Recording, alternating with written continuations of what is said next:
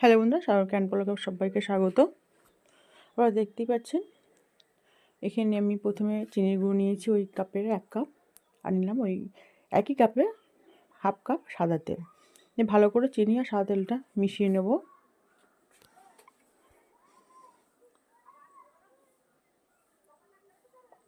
এখানে আমি কেক বানাবো, নিশ্চয়ই আপনারা বুঝতেই পারছেন।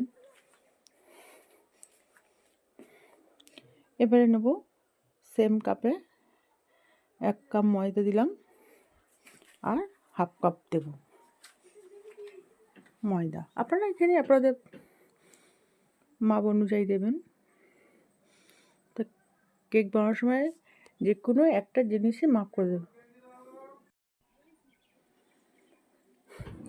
ময়দাটা একটু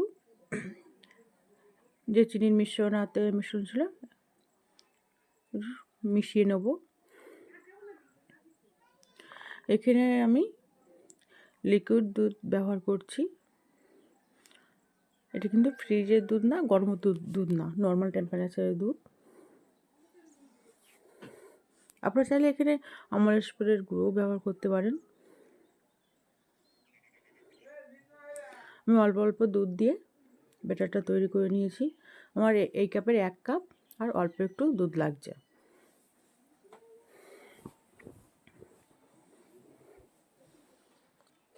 ব্যাটারটা একটু ঘন হয়ে গেছিলো, অল্প একটু দুধ দিয়ে ব্যাটারটা ভালো করে মিশিয়ে নিলাম।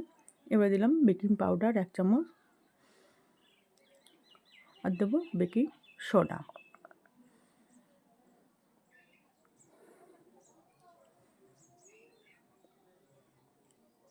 এবারে দেবো ভ্যানিলা এসেন্স 4 চামচের 1 চামচ। ভ্যানিলা এসেন্সটা দিলে কী হয়, ফ্লেভারটা খুব সুন্দর আসে, কেকের টেস্টটাও দ্বিগুণ বেড়ে যায়। আর দেবো এই পাতিলেবুর রসটা দিয়ে সমস্ত উপকরণ ভালো করে মিশিয়ে নেব। আর মেশানোর পরেও 5 মিনিট দেখতে পাচ্ছেন এইভাবে ভালো করে মিশ্রণটাকে ফেটিয়ে নিয়েছি। দেখতে পাচ্ছেন মিশ্রণটা এরকমই হবে। এবার যে পাত্রে আমি কেকটা বানাবো সেই পাত্রে মাপ করে একটা কাগজ কেটে নিয়েছি। এবার তেল দেবো, সাদা তেল। সাদা তেলটা ভালো করে এই পাত্রের চারদিকে মিশিয়ে নিয়েছি ভালো করে, দেখতেই পাচ্ছেন। দিয়ে কাগজ দিয়ে দিয়েছি। এবারে কেকের ব্যাটারটা দিয়ে দিলাম।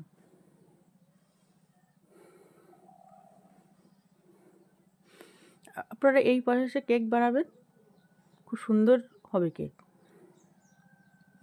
একটু ড্রাপ করে নিলাম। আর কড়াইতে দেখতে পাচ্ছেন লবণ দিয়েছি।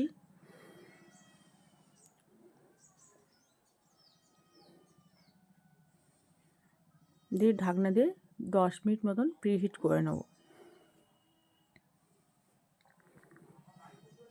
এবার ঢাকনাটা খুলে কেকের পাত্রটা বসিয়ে দেবো।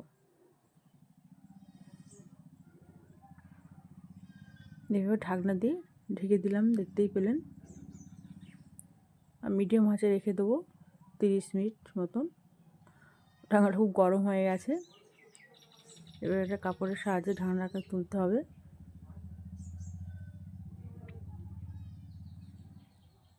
এইবারে আমি ড্রাই ফ্রুটগুলো দিয়ে দেবো। সঙ্গে সঙ্গে দিলে কী হতো, ড্রাই ফ্রুটগুলো নিচে চলে যেত। আমি এখানে কিশমিশ আর আমন্ড কুচি কুচি করে দিয়ে দিচ্ছি।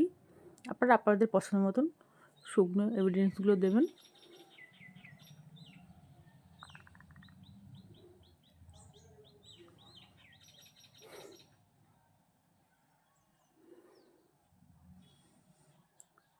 এবারে আবারও ঢাকনা দিয়ে ঢেকে দেবো।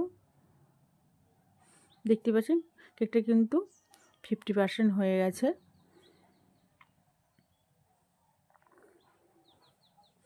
আমার কেকটা বানাতে টোটাল টাইম লেগেছিল 45 মিনিট। তাহলে আপনারা দেখলেন কীভাবে কেকের রেসিপিটা বানালাম। রেসিপিটা যদি আপনাদের ভালো লেগে থাকে তাহলে লাইক, শেয়ার, সাবস্ক্রাইব ও কমেন্ট করার অনুরোধ রইল। আর যারা ফেসবুকে দেখছেন পেজটিতে ফলো করে পাশে থাকবেন। দেখতে পাচ্ছেন কেকটা ফুলে কত সুন্দর হয়ে গেছে। এবার ঠান্ডা হওয়ার জন্য রেখে দেবো।